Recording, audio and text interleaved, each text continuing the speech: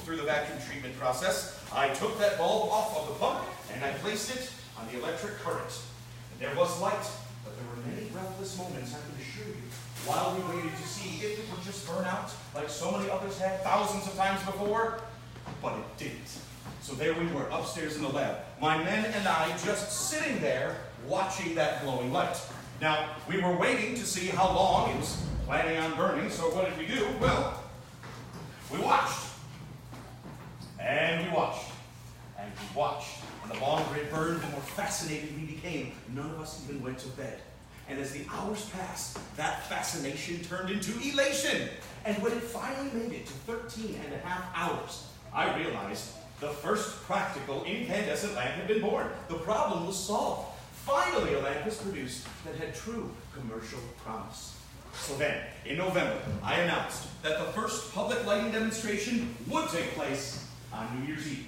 I arranged for Western Union to send out 2 other linemen to erect wires all around the lab here. Now, people said I was a darn fool, but I didn't pay them any mind, and I didn't waste any time worrying if they might be right. You see, as a cure for worrying, I find that hard work is far better than whiskey. It's not the hard work that kills, it's the worrying that does it. And this is what caused all of that fuss. Now this is the carbon filament lamp from December 1879, just last month. And I find it tremendously interesting to think about what sort of developments this bulb might make in the future. If you think 100 years on, what this might look like. Who knows?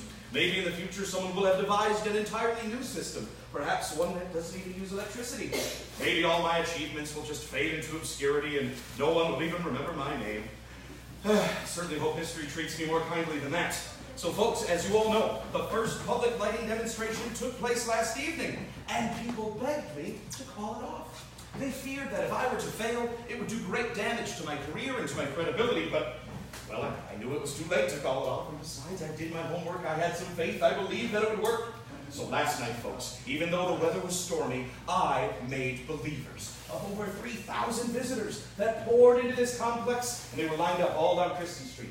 There were scientists and capitalists and run-of-the-mill curiosity seekers and a few fine reporters like yourselves. Now, my machine shop over here became the world's first central electric generating station as all of my lamps lit up. Oh, it was a magical moment to be sure. Some people cheered, others applauded, and some simply stood speechless in amazement.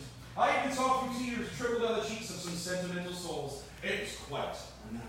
But folks, there is no time to wallow in sentiment, however. Remember, we have invented a system that has no precedent. We cannot simply go out and buy all the parts we need. We have to invent everything. And that's the only time I ever become discouraged.